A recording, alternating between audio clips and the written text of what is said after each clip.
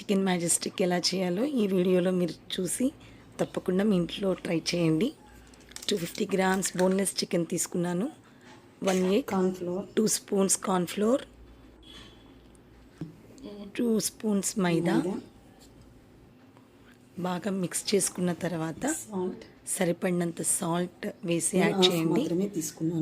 Half lemon తీసుకొని బాగా mix చేశాను. ఒక 30 మినిట్స్ ఫ్రిడ్జ్లో పెట్టిన తర్వాత లైట్ బ్రౌన్ కలర్ వచ్చేంత వరకు ఫ్రై చేసుకోండి. మరి డీప్ ఫ్రై చేసుకోకూడదు.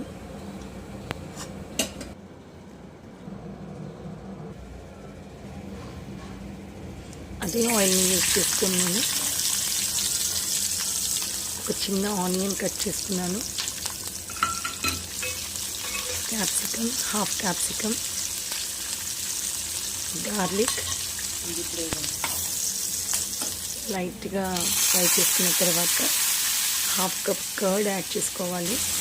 గరం మసాలా, కొంచెం కారం వేసి ఆయిల్ పైకి తేలేంత వరకు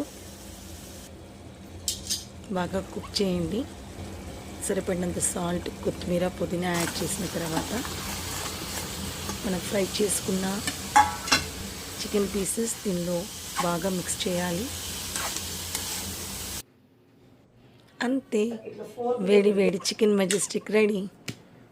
మా చెల్లితో ట్రై చేయించాను ఫస్ట్ టైం. సూపర్గా వచ్చింది, చాలా సాఫ్ట్గా ఉంది.